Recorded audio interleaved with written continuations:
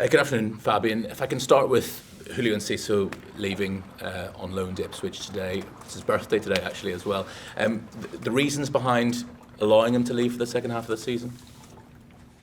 Like I said, I think it's always important that we take care of the development from the players, especially also the young players, and that's the way from Brighton of Albion to try to improve the young players. And to improve young players, you also need to give them the right game time, and I think that was the case with Julio. So of course he played some games in the last weeks, but in general, when all the offensive players are back, it's not that easy. We have a big competition in who is playing, so that's why we made the decision together, and that's very important that we always make the decisions together with the players, to give him a loan, to give him the chance that he gets more game minutes to improve himself. You talk about your number of offensive options. With Julio leaving, does that make it very unlikely that Evan Ferguson would be leaving this month?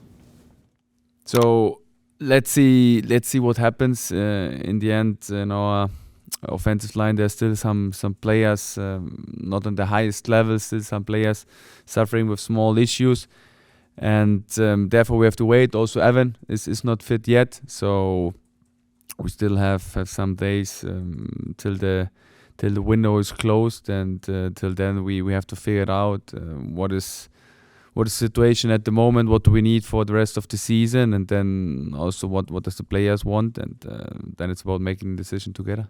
You've got a lot of players obviously coming back from injury at the moment, having had a lot of players out. So does it feel like you've actually got a large enough squad that you're happy to operate with? You don't want to necessarily bring any players in? It is. We have a lot of offensive players. That's true. But I think especially in our defensive line, we are suffering a little bit. But we always manage to find solutions so far. So that's also our job. And I'm sure no matter who will play at the weekend, that we have a strong team on the pitch. For me, it's very important that we try to get like a consistency on the pitch. So we try to keep playing with the same players, because it's very important to build a relationship, to build a connection, and we weren't able to build this connection so far in the season, and that's why I think in offensive line we're quite good. Defensively, we have to see if it makes sense, but in general, I'm happy with the squad for sure. It wasn't that long ago you were being asked questions about going a number of games without a win. It's now 3 wins in a row, and only 1 penalty conceded across those 3 games as well. All 3 wins have been on the road, so I suppose the question now becomes when's the next win at the Amex going to be? But how much has that win lifted the mood, and how much would you like to get a win in front of the home fans? I think it's a big desire to win at home. I think it's now a long time ago where we give our fans this feeling of winning at our own stadium, and I think it's our responsibility to give them that, because their support, especially in the away games, is amazing. They are so loud, they are so supportive. They spend a lot of time during the weekend to travel to the games. They spend a lot of money. So I think it's our responsibility to give them something back. And now we're playing home. Normally should be our castle, but at the moment we're not able to make this to our castle, and now it's our responsibility to make this stadium to our castle back. And I think it's also important to give the supporters, that's what they need and that's what they deserve. And I think it's this winning feeling. And for your first question, of course, every win, every positive experience increases the mood. But like I always said, I'm a guy who really trusts the process and follows the process. And I think you shouldn't be in your mood like this only because the results are good or the results are bad. You should be predictable. You should be stable in your mind, stable in your body, and be also like this guy who always try to be positive, because I think negative energy brings you negative feelings, negative experiences. So therefore, always try to be predictable for the team, and be that guy who's positive no matter how's the situation, and really say also to them that I trust the process and follow the process, because if you really do it, the results will come. Just a final couple from me. I apologise in advance for this question because I'm sure you're sick of being asked about your age, but this weekend is the youngest manager against the oldest manager in the Premier League.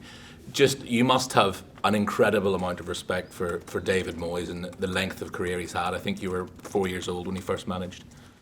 Yeah, for sure I have, because especially now I'm managing the Premier League I'm Premier League coach for 7 months now, and it's so intense. It's like every day you have to try to improve, every day you have to adapt, and it's really challenging. And therefore, all the coaches who worked on for such a long time in the Premier League and who are able to work for different clubs, I have a huge respect. And what he's doing in his career is impressive, and I can say it's also a role model. Yeah. Do you have memories of his first spell at Everton? No, unfortunately. So the last memories I have of him is like that. He was a coach from West Ham, so I watched some games from him. Very compact team, very difficult to play against, good in transition, and they always know what to do to win the Premier League games. So it was impressive. Let's see what happens. But I can say that I really enjoy being a coach. It's my passion. I'm obsessed with being a coach and with trying to improve the players, with trying to work with the players, with having people around me, with having the staff members around me. I really enjoy it. So let's see what happens. Let's take it year by year. Dankeschön. Hi Fabian, can we get some team news ahead of the weekend's fixture, please? Yeah, we have some players who are doubtful. We don't have a new big injury, but some players, Matt O'Reilly, Louis Dunk, they are not 100% clear, so we have to wait the next days. But in general, I think we will have a strong squad on the pitch. What's Matt O'Reilly's problem? Because obviously he wasn't present for the last squad. He had a small knee issue, so he got a hit at his knee, and it's painful, but it's just a time thing. So if he's able to overcome the pain, and if he can go through this pain, so we will see the next days. And with Lewis? He's a small muscle problem. Also there, it's nothing big, so nothing structural. But there we also have to wait the next 2 days. You got the opportunity to win 4 games in a row at Brighton for the first time in many years on Saturday. Is that quite a nice feeling after a bit of a period of pressure following the results? So you said to me now the first time that this is the case, that we can win 4 times in a row. It's a long time, so I'm not thinking about that. For me, it's really like not only going year for year with my career, also going game for game. And that's I think the most important message also to the team. So what happens in the past, we can get like self-confidence from the good experiences, but it's a new challenge now. It's a new game. We have to face new challenges, new opponent. They demand different things from us. They have a different style of play, so it will be a new game, and we have to go in the game with the same attitude, with the same commitment like we had in the last games. And then it's about being now consistent in our performances, consistent in our actions, really try to control the things you can control, and maximize the things on the pitch you can influence. And that's what I demand from my players, that we have a consistency in our behavior, consistency in our performance, and then we also get a consistency in the results, and that's what we're trying to get. I know you also like to talk about and build the partnerships between your players on the pitch. Obviously at Old Trafford, the partnership between Karim Mitoma and Yankuba Minty was very clear. Is that something that you want to keep developing within your starting 11? Yeah, it's an opportunity. In the end, I always say, of course, building connections is important, but on the other side, it's also important how you train. So we have competition. We have Steven, I think we have Solly March back now. Brian Gruder is back after a small injury, so we have big competition, and they also need to train good. They need to deserve that they are in the starting 11. It's not only about, you made a good performance the last game, so you will play. It's also about deserving it by your own in training and pushing yourself every day, and that's what I demand from these players. And if they do it, of course, there's a chance and opportunity that they will play again. You've played Everton already this season. What differences do you see between a Sean Dyche Everton and a David Moyes Everton, albeit it's only been a game? So I think it's only now two games where the new coach is in. So it's a team with individual quality. It's a team who can defend quite good, very compact, good switch between a high pressure and a low pressure. In possession, it's very effective how they play. They attack the back from the opponents quite well with the offensive players. Good long balls in behind the last line, attacking for the second ball, have a good counter pressing. So it's a team that have an easy but very effective style of play, and on top of that, they have individual quality to hurt every team, and they proved it, I think, especially against Tottenham in an impressive way. Fabian, you mentioned Brian Gruder. Is he in contention for the weekend? And what about some of the other players that maybe, like Jack Hinshelwood, are they coming into contention?